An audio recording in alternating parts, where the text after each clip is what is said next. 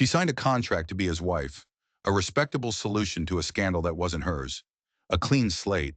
But the moment she stepped off that train, 1,000 miles from home, another man looked at her, and he didn't see a bride-to-be. He saw a prize already won. They called her a mail-order bride. He called her his. The train groaned, a beast of iron and steam giving up its ghost in the vast, sun-scorched expanse of the Arizona Territory. For 3 days, Rosalind Hayes had been its prisoner, watching the gentle greens of Missouri bleed into the harsh reds and browns of the West. Every clack of the wheels on the track was a hammer blow, driving her further from the life she'd been forced to leave behind, and closer to a future she had bought with a postage stamp and a lie. She smoothed the front of her gray traveling dress. The fabric was gritty with a fine red dust that got into everything, into her lungs, into her soul. At 24, she was no longer a girl given to dreams. Her world had been polite society, leather-bound books, and the crushing weight of a family name now dragged through the mud. The scandal wasn't her fault, but the stain of it clung to her like a second skin. So she had run. An advertisement in a matrimonial gazette had been her only lifeline. Wealthy, respected landowner in a new town seeks a wife of good breeding. Object matrimony.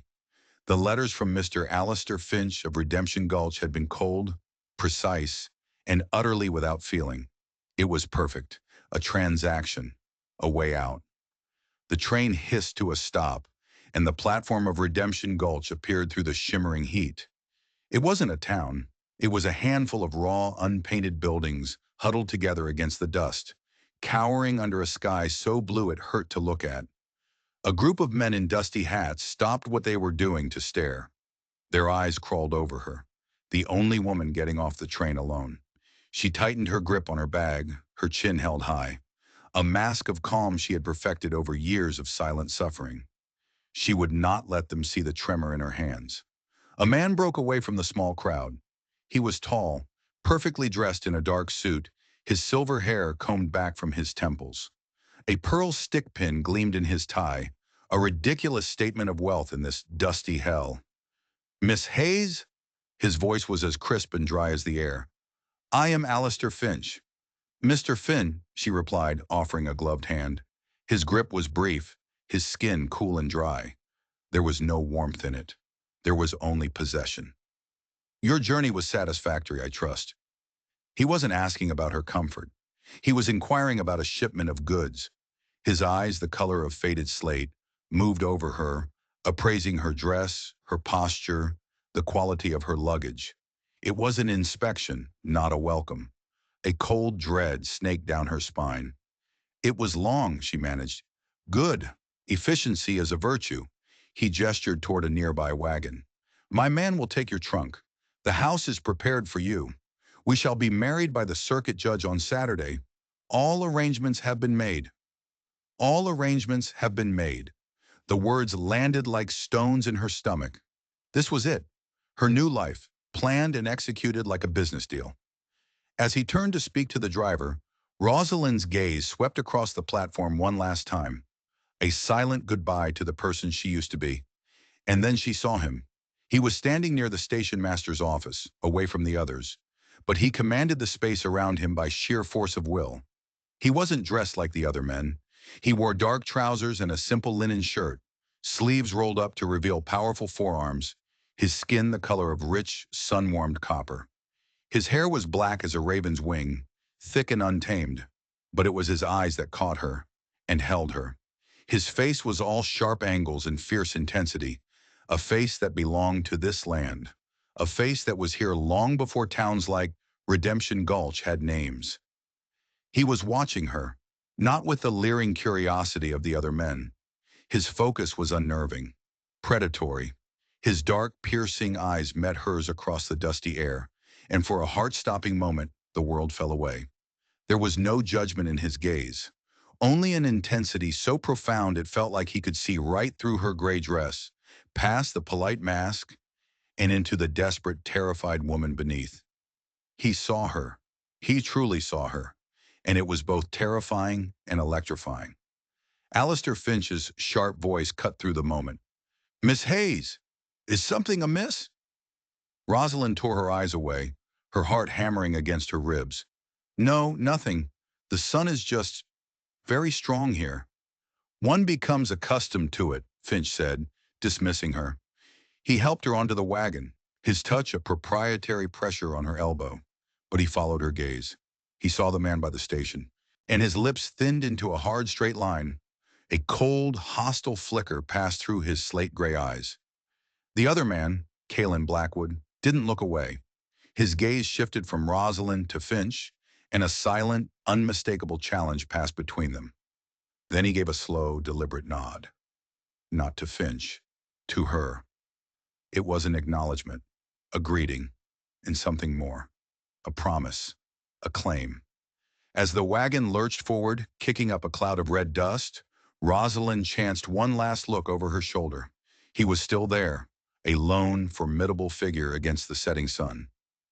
He hadn't moved. He just watched her go.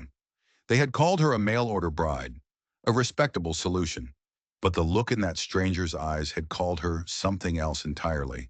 And in the heart of that dusty, God-forsaken town, Rosalind Hayes knew her carefully arranged future had just been torn to shreds. The house was a two-story monument to Alistair Finch's ego. It stood at the edge of town, painted a stark, unforgiving white that dared the dust to touch it. Inside, it was a museum of wealth, not a home.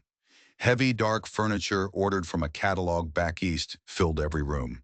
Items chosen for their price tag, not their comfort.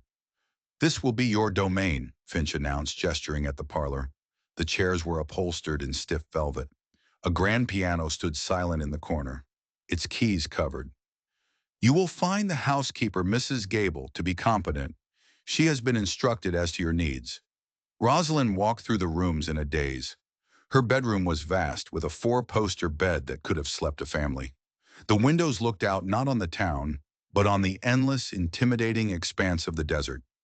It felt less like a bedroom and more like a guard tower. Finch had provided everything, everything except life, everything except warmth. It was a gilded cage and the bars were already closing in. Over the next few days, the reality of her bargain settled on her like a burial shroud.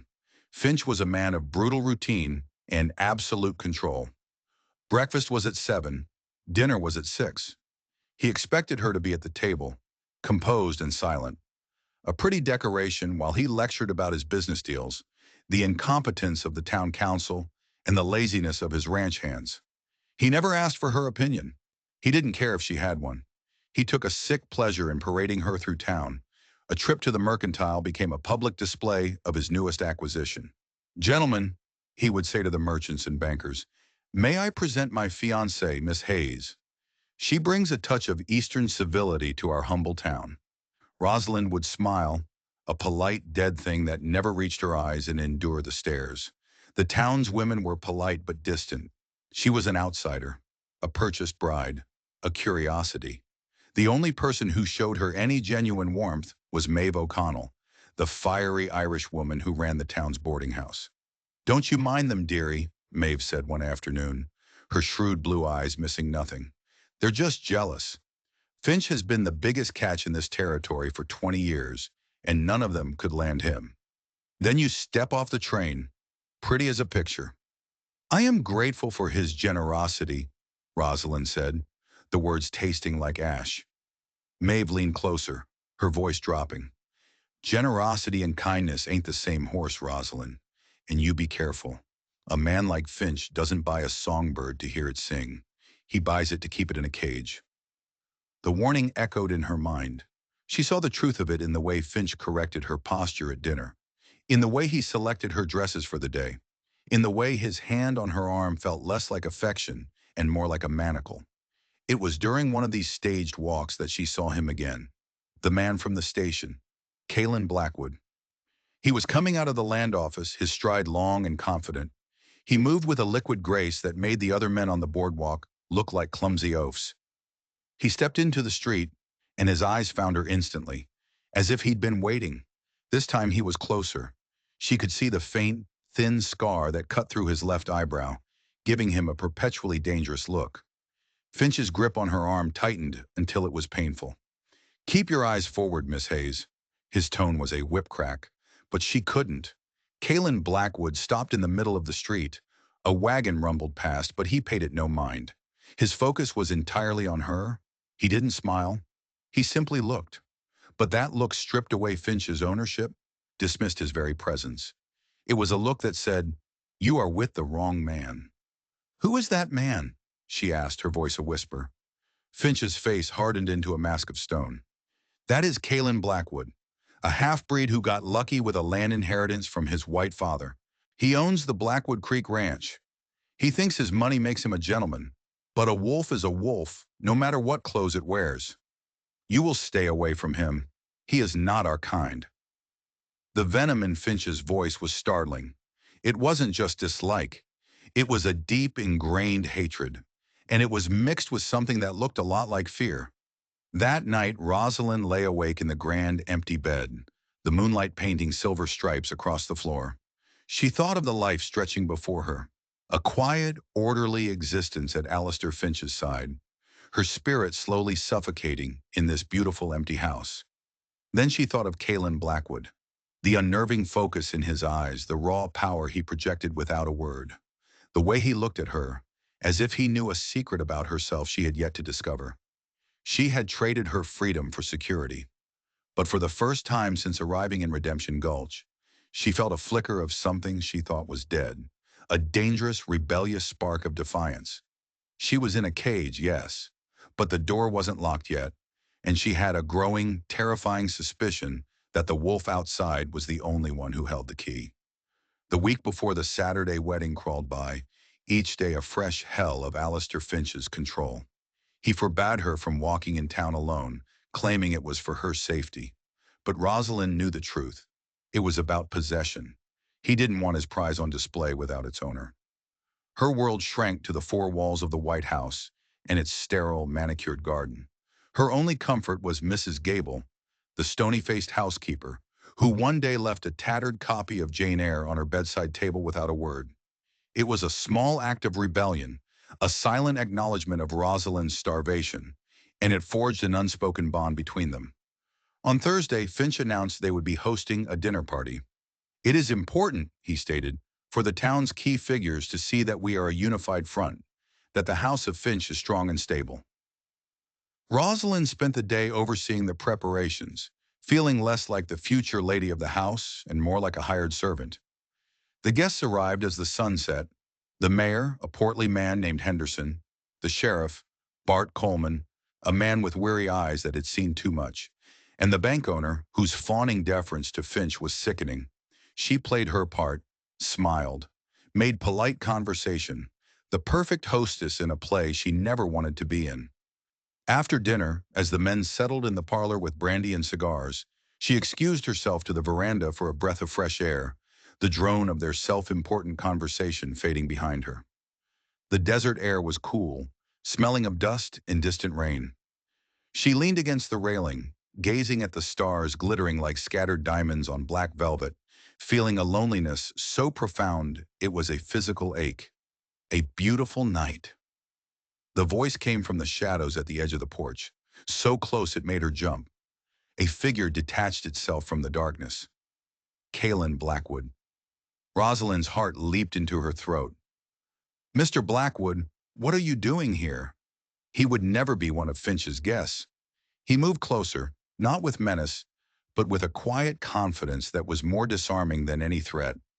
He stopped a few feet from her, but his presence seemed to fill the entire space between them. "I have business with Finch," he said, his voice a low, smooth baritone. "A dispute over water rights. He prefers to conduct business after his brandy, when he believes his mind is sharpest." There was a hint of mockery in his tone. "I saw you come out here. You looked like you were suffocating." His directness was a shock. No one had ever spoken to her with such blunt perception. "I was simply getting some air," she said, her voice tight. He studied her face in the pale moonlight. "He doesn't suit you, Rosalind Hayes." The sound of her name on his lips was intimate, a claim. "You have no right to say that. You don't know me." "I know what I see," he countered, his gaze intense. "I see a woman with fire in her eyes trying to convince the world she is made of ice. Finch will douse that fire. He will chip away at you until all that is left is a reflection of himself.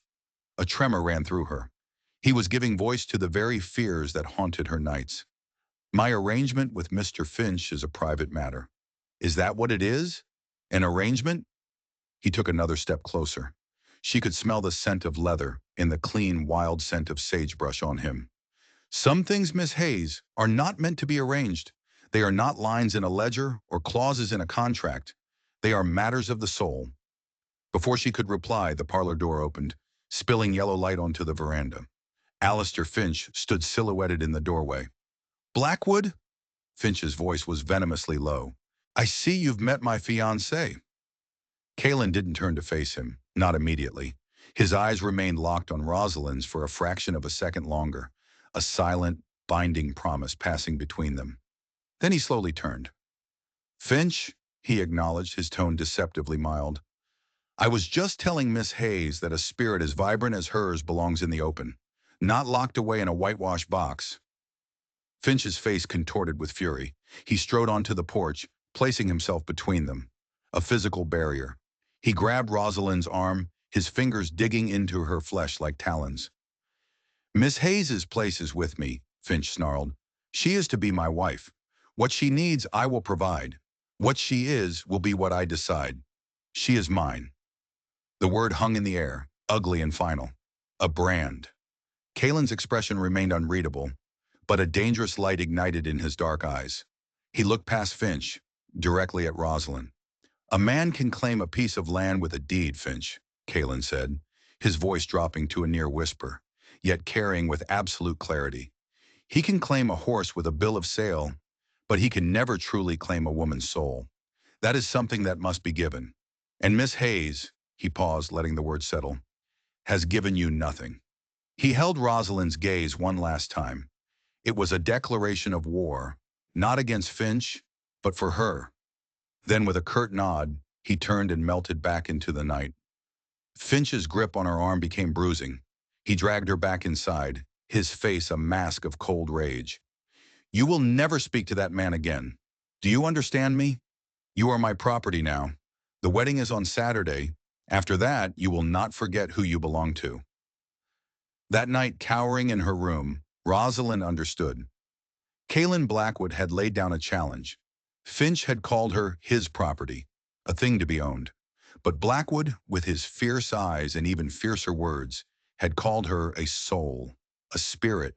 He had staked a claim not of ownership, but of recognition, a claim that promised not a cage, but a wild, terrifying freedom. And she was just beginning to realize she craved it more than security. The battle for Rosalind Hayes had begun. The day after the confrontation, a suffocating tension filled the White House. Finch was ice. His displeasure was a constant, oppressive presence. He watched her every move, his slate-gray eyes filled with suspicion. He had doubled down on her isolation, forbidding her from even sitting on the front porch.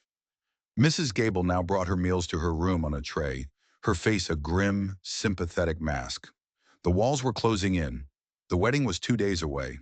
Panic, cold and sharp, began to claw at her. She had to get out. But how? She had no money, no friends, except Maeve, and involving her was a risk she couldn't take. Late Friday afternoon, driven by a desperate need for a moment alone, she slipped into the small study at the back of the house while Finch was at his bank. He rarely used the room. It was dusty and smelled of old paper and stale cigars. She ran a finger along the spines of the leather-bound books, legal texts, agricultural almanacs. The library of a man who cared only for land, law, and money. Her fingers brushed against a large, heavy ledger, tucked clumsily between two oversized books. Curious, she pulled it out. The front was embossed with a single word: acquisitions. Her heart began to pound. This was his private record. A voice screamed at her to put it back, but a stronger, more desperate instinct urged her on. With trembling hands, she opened it. The pages were filled with Finch's precise, spidery handwriting. At first, it seemed to be a simple accounting of land purchases and livestock sales. But as she turned the pages, she saw a disturbing pattern. She saw names she recognized from town: small ranchers, homesteaders. Next to each name was a series of dates and notations of loans from Finch's bank. A few pages later, the same name would appear under a new heading, foreclosure. The properties were all acquired by Finch for a fraction of their worth. He was a predator. He was using his bank as a weapon, extending loans with impossible terms, and then seizing the land when the inevitable default occurred. But it was what she found next that made the blood run cold in her veins. Tucked into the back of the ledger was a folded document. It was a water rights agreement for Blackwood Creek, the very lifeblood of Kalen Blackwood's ranch. The signature on the document, from a county official named Lawrence Pike, looked wrong. The ink was slightly different. The slant of the letters wasn't quite right. Beneath it was another entry in Finch's ledger, L. Pike. Payment for services rendered. $200. It was a forgery. Finch was trying to steal Kalen Blackwood's water. In this arid land, that wasn't just theft. It was a death sentence for a ranch. Suddenly, everything about Finch clicked into place. His contempt for everyone not as wealthy as himself. His obsession with control. He wasn't just a cold, domineering man. He was a thief, a meticulous, ruthless criminal hiding behind a veneer of civility. A floorboard creaked in the hallway. Rosalind's head shot up, her eyes wide with terror. She shoved the ledger back onto the shelf just as the study door swung open. Alistair Finch stood there, his face unreadable. "What are you doing in here?" I... I was looking for a book," she stammered, her mind racing. "Something to read." His eyes narrowed, sweeping the room. They lingered for a moment on the shelf where she'd hidden the ledger. For a terrifying second, she was sure he knew. He took a step into the room, his shadow falling over her. "I have told you," he said, his voice dangerously soft. "Your place is not to wander my house like a restless spirit. Your place is to prepare yourself. Tomorrow you become Mrs. Alistair Finch. You will be a reflection of my status. You will be perfect. That is all you need to concern yourself with." He reached out and tucked a stray strand of hair behind her ear. His touch was cold and reptilian. "Do not disappoint me, Rosalind. I do not abide disappointment." He turned and left, closing the door softly behind him. The click of the latch echoed in the silent room like a gunshot. Rosalind sank into a chair, her body trembling uncontrollably. The gilded cage had just become a predator's lair. She wasn't just marrying a controlling man. She was binding herself to a criminal.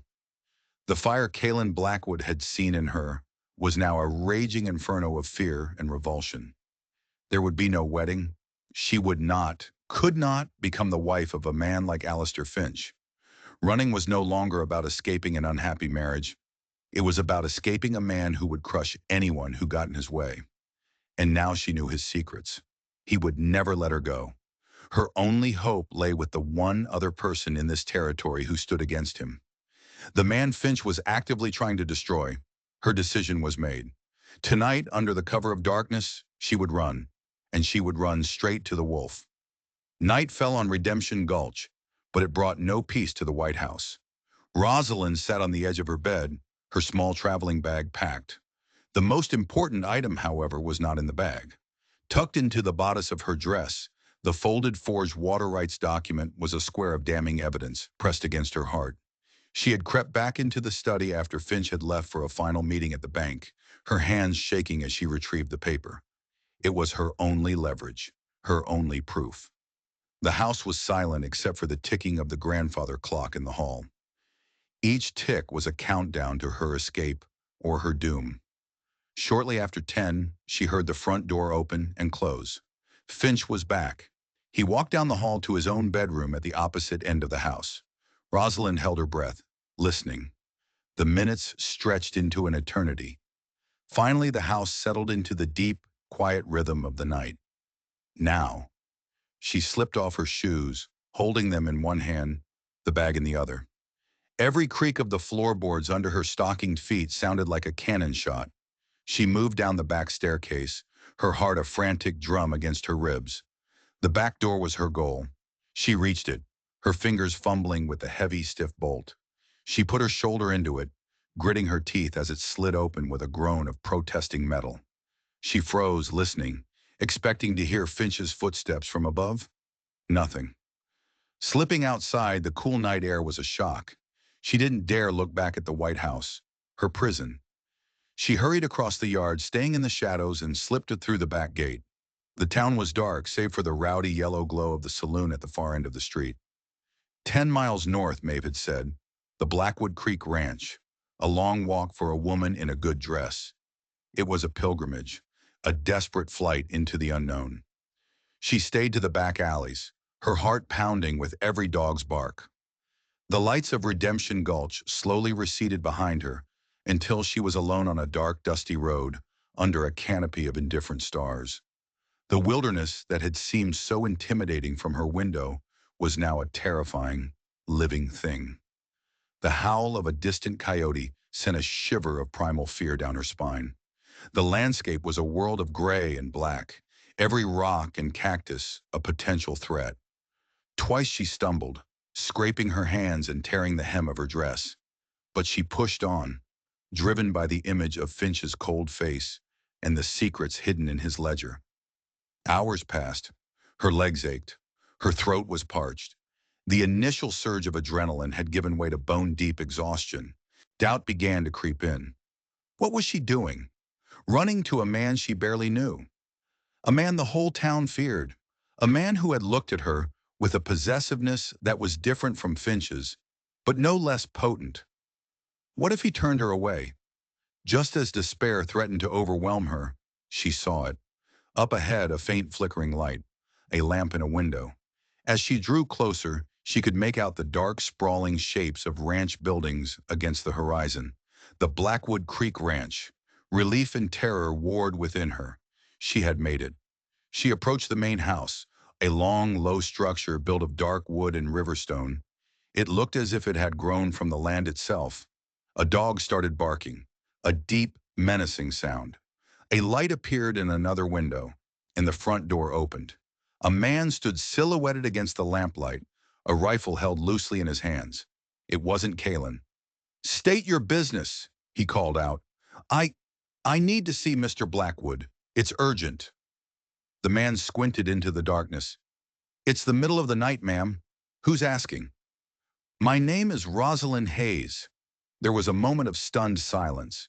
The man lowered his rifle slightly. He had clearly heard of her. "Wait here." He disappeared back inside. The seconds felt like hours. Rosalind stood alone in the yard, exposed and vulnerable. Finally, the door opened again. Kalen Blackwood stood there. He was wearing only a pair of dark trousers, his chest and feet bare. The lamplight behind him carved his powerful physique from the shadows. His face was a thunderous mask of shock and disbelief. He stared at her torn dress, her scratched hands, her exhausted, desperate face. He strode towards her, covering the distance in 3 long, urgent steps. He stopped directly in front of her, his presence overwhelming. "Hayes," he said, his voice a rough whisper. "What in God's name happened? Did he hurt you?"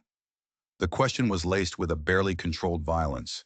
Tears she hadn't realized she was holding back began to stream down her face. All the fear, the exhaustion, the terror of the past few days came pouring out. She couldn't speak. She could only reach into her dress, her fingers closing around the folded paper. She pulled it out and held it up to him, her hands shaking so badly he had to steady it with his own. His touch was warm and firm, a stark contrast to Finch's cold grasp. He took the document, his eyes scanning it in the moonlight. His expression hardened, the muscles in his jaw clenching as he recognized the forgery, the blatant attempt to ruin him. He looked from the paper back to her face, and his eyes softened with a dawning, fierce understanding. He knew, without her having to say a word, what this had cost her. He knew the risk she had taken. "You were never going to marry him, were you?" he said, more a statement than a question. "No," she whispered, her voice breaking. "I can't. I won't." He carefully folded the document and tucked it into his pocket. Then, without a word, he reached out, scooped her into his arms as if she weighed nothing, and carried her towards the light and warmth of the house. As he crossed the threshold, he kicked the door shut behind them, closing out the night and the world. In that moment, Rosalind knew she had traded one gilded cage for the den of a wolf. But as he held her safe and secure against his chest, she realized with startling clarity that she had never felt more free. The inside of Kellen's ranch house was nothing like Finch's sterile mansion. It was a space built for living. A massive stone fireplace dominated one wall, surrounded by worn leather chairs. Shelves overflowed with books on everything from engineering to poetry. The air smelled of wood smoke, coffee, and leather. It was warm, real, masculine. Kalen sat her down gently in one of the large chairs by the hearth. He returned with a blanket, which he draped around her trembling shoulders, and a cup of steaming, heavily sweetened coffee. "Drink," he commanded softly, "then tell me everything." As the warmth seeped into her, Rosalind recounted the story, her voice gaining strength as she spoke. She told him about the ledger, the predatory loans, the forged document. She described Finch's cold rage and the suffocating control that had become her life. Kalen listened without interruption, his dark eyes fixed on her face. He sat opposite her, leaning forward, his entire being focused on her words. He was a man of stillness, but it was the stillness of a predator, coiled and ready. When she finished, a long, tense silence filled the room. "He won't just let you go," Kalen said finally, his voice flat and hard. "When he finds you're gone, he'll come looking. And when he finds you here, he'll bring the law with him. He'll paint you as a hysterical female, a thief who stole his property." "The document," she said, her voice stronger now. "It's proof." "It's his word against ours," Kalen countered. "He owns the sheriff. Bart Coleman is a weak man who values his pension more than justice." He stood up and began to pace in front of the fireplace, the firelight flickering across his bare chest. "But Finch made a mistake. He underestimated you." He stopped and looked at her, a grim smile touching his lips. "And now he's going to have to deal with me." The sun had barely begun to crest the horizon, painting the sky in shades of bruised purple and fiery orange, when the sound of approaching horses shattered the morning's peace. Kalen was already dressed, standing by the window. "He's here," he said calmly, "and he brought Coleman and a few of his hired guns." Rosalind's stomach twisted into a knot of fear. "What are we going to do?" "Stay inside. Stay away from the windows," he ordered. He picked up a Winchester rifle that was leaning against the wall, checking the action with practiced ease. "Sam!" he called out. His wiry foreman, Samuel Rivers, appeared from a back room, a shotgun in his hands. The two men exchanged a look of complete understanding. This was a battle they had been expecting. Kalen walked out onto the porch. Rosalind watched, terrified, from the shadows of the doorway. Alistair Finch sat on a fine black horse, his face a mask of incandescent rage. Beside him, Sheriff Coleman looked profoundly uncomfortable. Two rough-looking men flanked them, their hands resting on their pistols. "Blackwood!" Finch shouted, his voice cracking with fury. "You have something that belongs to me. Send out the woman." Kalen leaned his rifle against the porch post, an act of casual defiance. "The lady is a guest in my home, Finch. She's not going anywhere." "She is my betrothed," Finch spat. "She fled in the night like a common thief. I demand you release her to my custody." "Demand?" Kalen's voice was dangerously soft, yet it carried across the yard with chilling clarity. "You are in no position to make demands. Miss Hayes came here of her own free will, seeking protection from a criminal." Finch laughed, a harsh, ugly sound. "A criminal? Sheriff, you hear this? This half-breed is making baseless accusations to cover his own thievery." Sheriff Coleman cleared his throat, shifting in his saddle. "Blackwood, the law is on Mr. Finch's side here. A contract was made. You need to let me speak with the lady." "The lady has nothing to say to you, Bart," Kalen said, his eyes narrowing. "But she did bring me a very interesting piece of paper." Kalen reached into his coat and produced the forged water rights document. He held it up. "Recognize this, Finch? Your attempt to steal my water and ruin my ranch? Signed by a county official who, I found out last year, can't even write his own name. An illiterate man doesn't suddenly develop a signature as elegant as yours, does he?" Finch's face went white. Sheriff Coleman stared at the paper, his face a mixture of shock and dawning horror. "It's a lie," Finch blustered, but the confidence had gone from his voice. "Is it?" Kalen continued, his voice relentless. "Miss Hayes also told me about your little ledger, the one you call acquisitions. The one detailing how you've been bleeding the good people of this territory dry for years, creating debt just so you can foreclose on their land. I imagine a few of those families would be very interested to hear about that. They might even be interested enough to form a little committee and pay a visit to your bank. A murmur went through Finch's hired guns. They were paid thugs, not men willing to die for a discovered cheat. Sheriff, Finch pleaded, turning to Coleman, his composure finally cracking. Are you going to let him slander me? Arrest him. Sheriff Coleman looked from Finch's panicked face to Kalen's stony, resolute one. He saw the damning paper in Kalen's hand and the truth in his eyes. He saw the years of Finch's bullying and control, and he saw his own complicity. In that moment, Bart Coleman made a choice. Alistair, the sheriff said, his voice heavy with resignation, forgery is a federal crime, and if what he says about that ledger is true, I think you'd best come back to town with me. We have a lot to talk about. You work for me, Finch shrieked, his mask of civility completely gone, revealing the snarling, desperate man beneath. I own you. Not anymore, Coleman said quietly. It's over, Alistair. For a moment it looked as if Finch might draw his weapon. His hand hovered over the pistol at his belt. But then he saw Kalen, who had silently picked up his rifle, the barrel now leveled squarely at Finch's chest. He saw the cold, deadly promise in Kalen's eyes. He saw his two hired guns subtly backing their horses away. He was alone, defeated. Finch's shoulders slumped. The power that had defined him had vanished into the morning air. Without another word, he turned his horse and, flanked by a newly resolute Sheriff Coleman, rode away from the Blackwood Creek Ranch, a broken man riding toward his own reckoning. Rosalind stepped out onto the porch as the dust settled. The sun was fully up now, bathing the valley in a clean golden light. Kalen turned to her, the rifle still in his hand, his face unreadable. The battle was over. Her past was over. A new, terrifying, and uncertain future stretched out before her. In the days that followed, Redemption Gulch was a town turned upside down. News of Alistair Finch's crimes spread like wildfire. The ledger, which Sheriff Coleman confiscated from the White House, was a bomb that shattered Finch's empire. Families who had lost their land found their voices.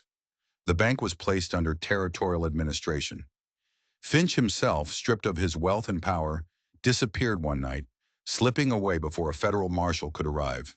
His reign of quiet terror was over. Rosalind remained at the Blackwood Creek Ranch. Kalen had given her a comfortable room, insisting she take all the time she needed. A strange, quiet courtesy developed between them. They ate their meals together, often in a comfortable silence. He never pressed her, never presumed. The fierce possessiveness she had seen in his eyes at the train station had been banked, replaced by a deep, watchful respect. He was a complex man. She saw his shrewd business mind as he dealt with cattle buyers, his quiet authority with his men, and a surprising gentleness as he tended to a sick foal. He was a man of two worlds, with the education of his white father and the soul of his Apache mother, a man who belonged wholly to the land he commanded. Rosalind, in turn, began to heal. The fresh air and the simple rhythms of the ranch were a balm to her spirit. She found herself helping in the kitchen, mending clothes, and discovering a strength and resilience within herself she never knew she possessed. The pale, frightened woman from the east was slowly being burned away by the Arizona sun, revealing someone stronger, surer. One evening, about a week after Finch's departure, she found Kalen by the corral, staring out at the mountains as they turned purple in the twilight. The stagecoach leaves for Santa Fe on Tuesday, she said, her voice steady. I've been told there's a school there that may need a teacher. Kalen didn't turn to look at her, but she saw the muscles in his shoulders tense. Is that what you want? He asked, his voice low. To go back to teaching children their letters? I want a life of my own making, she replied honestly. I came here to escape a scandal and found myself in a trap. You freed me from that trap, Kalen, and I will be forever grateful. But I cannot trade one keeper for another. At this, he turned to face her. His dark eyes searched her face in the fading light. Did you ever think, he said softly, that I didn't see a woman who needed a keeper? That I saw a woman who needed a partner? He took a step closer. When I saw you on that platform, I didn't see a delicate flower. I saw a fighter. I saw a woman with a fire inside her that this whole dusty territory couldn't extinguish. Finch wanted to own you, to put you under glass. I wanted to see you run free. Rosalind's heart, which she had guarded so fiercely, began to beat a little faster. You said I was yours. My words were for him, Kaylin corrected gently. A challenge.